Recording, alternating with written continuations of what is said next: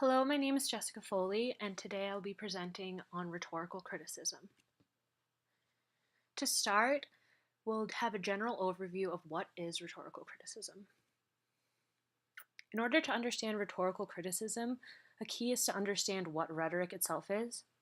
This is a primary tool of persuasion. It's studied often and considered paramount in the School of Communication as well as many other fields. In the 1900s, it became defined based on speakers and their speeches. Croucher and Crone Mills, 2015, page 313, as that was the main way that people used rhetoric. But now it is considered a standalone discipline and huge in the communication business. It has been studied since the ancient Greeks. Croucher and Crone Mills, 2015, pages 311 to 313.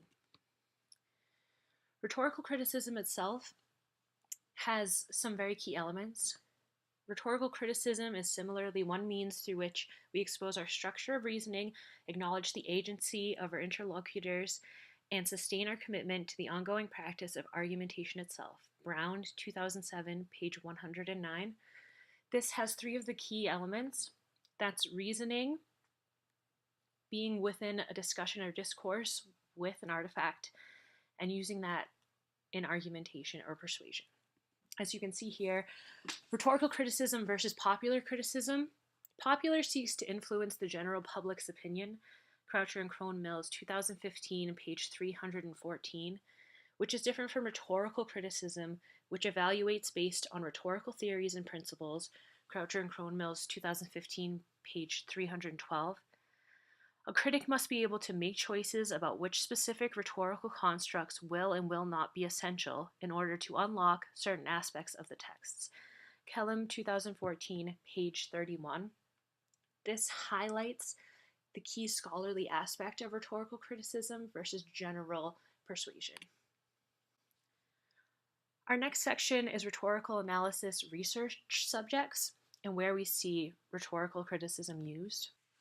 Where you can use it is very varied. There are 5 canons of rhetoric that are primarily used for critiquing speeches, as we said, Croucher and Crone Mills, 2015, page 315. But it's also used in framing, establishing context, and deriving meaning of events and cultures. It is much more broadly seen today in the world of communication in general, although it does have a very strong history in speeches and speech critique. This is for some criticism suggests condemnation or fault finding, but most critics see themselves as analysts, not complainers. Zarevsky, 2008, page 633. The analysis part is key to this type of criticism. The types of research. According to Zarevsky, 2008, page 629, communication resides on the cusp of literature and science. There are many different research subjects that now use rhetorical criticism. The sciences, philosophy, general communications, religion. You see these things throughout history, throughout ancient Greece to today, and it has a rising significance as we study culture and communication. Things that you can see are speeches, sermons, essays, interviews, narratives, television and media, public demonstration, politics, etc. Croucher and Crone Mills, 2015, page 313. There are also many practical applications to using rhetorical criticism. You can use this in your everyday life.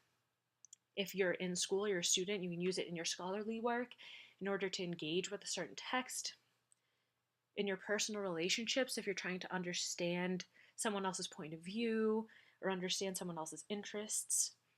Interviews in work life, you can get a lot of insight from work-life culture by taking a more scholarly outlook on that culture. Sacred texts throughout history have been used with rhetorical criticism in order to find deeper meaning. Art and leisure, if there's a piece of artwork or music that you enjoy, using rhetorical criticism can have a different point of view for you. And anywhere that content in general can be interpreted, this can be applied. Our third section is how rhetorical criticism finds information. So the general process follows this basic 6-step structure. First, you want to find a description of an artifact with your justification for why you chose that. I'll explain what exactly an artifact is shortly. Next, you want a description of a situation where you're going to use this artifact, where this happened. 3 is the explanation of your specific rhetorical approach. 4, you can perhaps have a section with other similar studies to back up what you're saying, but you don't want to rely solely on other people's work. 5 is your personal critique of that artifact using your rhetorical approach that you listed. And 6, you want to have your discussion of the implications of your findings. And this according to Croucher and Crone Mills, 2015, page 319. A rhetorical artifact, as I said before, is an artifact. It's anything that is tangible as an element of communication. For example, possible artifacts I listed before are the things like speeches and sermons and essays, interviews, narratives. Anything that is proof that communication has transpired. That's Croucher and Crone Mills, 2015, page 313. This is a key element. You can start this process with listing out the things that you do or do not enjoy in order to grasp what will be interesting and what you have a strong opinion on as you start this process. You must have a good reason for selecting the topic that you choose, and you must be able to use the criticism in your work, the rhetorical criticism. Croucher and Crone Mills, 2015, page 314.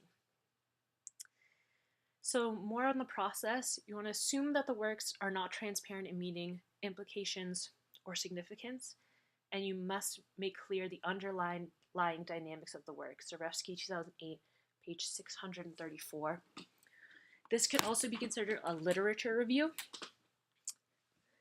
Now the author of this work turns to a method section or results and discussion. Kellum, 2014, page 31. Other things to keep in mind are your elements of invention, organization, style, delivery, and memory, according to Croucher and Crone Mills, 2015, page 315. There are many different theories, different ways you can approach this. Some I can list here are social movement criticism, genre criticism, cluster criticism, feminist criticism, Marxist criticism, cultural criticism, ideological criticism, and postmodern criticism. Croucher and Crone Mills, 2015, page 318. An example is if you were going to study Orange is the New Black, the TV show, and you were going to take a feminist viewpoint, that would be a type of rhetorical criticism. One covered is metaphor theories. Metaphors are useful while studying rhetorical criticism because such analysis necessary requires one to investigate what the content presents openly and also what the content obscures. Kellum, 2014, page 29. Considering that metaphor is a critical route to identifying core values within speech performance. Osborne, 1867, Kellum, 2014, page 28. That shows you how important it is to understand that there are deeper meanings to these texts, and that's why you're studying them, and that's why you're taking a critical eye to them. Another way is the fantasy theory that was developed by Dr. Ernest Borman from the University of Minnesota. This talks about how communication can shape perceptions of reality. Croucher and Crone Mills, 2015, page 318. It focuses on this concept of rhetorical vision, in which a group can develop a shared viewpoint. This works best with multiple artifacts and finding similar patterns. You see it on social media and Facebook, where there's a common vocabulary, there's a common interests. Croucher and Crone Mills, 2015, page 318. Our fourth section is researcher preparation, decisions that one must make for conducting a study. So rhetorical criticism is used mainly to persuade, and a claim should not be arbitrarily made as it is interpretive. You have to spend time making sure you can persuade. The researcher must be able to defend their analysis and criticism, defend the standards or methods used, and their effectiveness of the criticism. Croucher and Crone Mills, 2015, page 314. Providing insight to others through your own lens and analysis in a persuasive manner is the overall goal of rhetorical criticism. There's also the Neo-Aristotelian method of persuasion. He separates it into two different sections. The inartistic ways of persuasion, which are laws, statistics, oaths, and contracts. Croucher and Crone Mills, 2015, page 315. They can be used in an argument, but they're not as malleable, they're not as useful because they're so static. Whereas you can also use artistic proofs to persuade your audience. He separates these into three different sections. Logos, which is reasoning and arguments and use of evidence. Ethos, which is credibility and character. Pathos, which is attempts to emotionally connect with the audience, i.e., get them to sympathize. Croucher and Crone Mills, 2015, page 315. So these three things are completely different than law, statistics, and oaths because they are not completely static and each person is able to interpret things in different ways. And you can use that to your advantage and you have a little bit more space to work with it because you can read the audience that you're trying to persuade. When researching, you have to be careful of the application section of a speech. This is the so what now? Where the method is the explanation of materials, the application is really where you develop your own opinion. This is in Kellum 2014, page 32. To issue a critical judgment is therefore to give expression to oneself, according to Brown 2007, page 114. Its uses. As seen here, the boundaries between the various rhetorical approaches are subjective and concepts may cross over between approaches. Croucher and Crone Mills, 2015, page 318, is not a cut and dry. There can be topics and criticisms that intertwine and play upon each other, which is very useful when studying something because you can make a deep and varied argument. Brown says you must respect free judgment, risk failure, and assume responsibility for the outcome of the argument. These are all valuable skills and strengths in a person's character when developing character. There's also great importance in engaging in rhetorical criticism because in the process we learn who we are and where we stand. And this is why we argue according to Brown 2007, page 116. Without fully capturing the richness of individual cases, one can still generalize. Zarevsky 2008, 635. He's talking about how you can use an example of rhetorical criticism in order to say something about a larger culture. And in this way, you build community, identify with the audience, and have models for appreciation.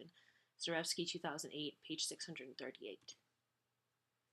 The value of rhetorical critics is that rhetorical critics may be more likely than social scientists to presume that a particular instance of communication makes a difference. Zarevsky, 2008, page 637. Engaging in a text in this way and involving your own opinions and your own experiences often, according to Zarevsky, opens up the mind of the critic and able to see the community as a whole. Rhetorical criticism calls attention also to the polysemy of language and this intersectionality. Zarevsky, 2008, page 637. There's also great value for individuals. They can find their own voice in rhetorical criticism. That's what makes it so special. It's not systemized. You're empowered to say really smart things about communicative artifacts that are perhaps not so apparent to others. Kellum 2014, page 37. There's this kind of persuasion that comes in discourse, in discussion, in finding out things and seeing things in different lights. And there's also the power to change our beliefs, attitudes, and actions, and even alter how we understand the world around us. Croucher and Crone Mills, 2015, page 312. Lastly, the rhetorical criticism drawbacks. Kellum talks a lot about the drawbacks at a pedagogical level when teaching students how to write speeches and engage in persuasion. He says that it fails at the linguistic level more than at the structural or procedural level, and that metaphors are too often used and students focus too much on that and not on actually what they're studying. Another problem is that one may sterilize their artifacts to remain true to point one because they're enslaved to their theoretical perspectives. And that was Kellum 2014, page 28, and Kellum 2014, page 33. And that this tight structure that has come from rhetorical criticism might actually hinder your analysis. According to Brown 2007, page 111, rhetorical critiques often fail to meet the standard of free will. He has the idea through philosophy that rhetorical critiques, if taken at face value, are strong-arming or relying on scholars, Brown 2007, page 113, and that these critics are often closed-minded and forceful in their interpretations and explanations. In this way, the relationship between the critic and the reader is often coercive, and there isn't much of a discourse as there should be. Thank you very much for listening. This is my Works Cited page. Thank you so much.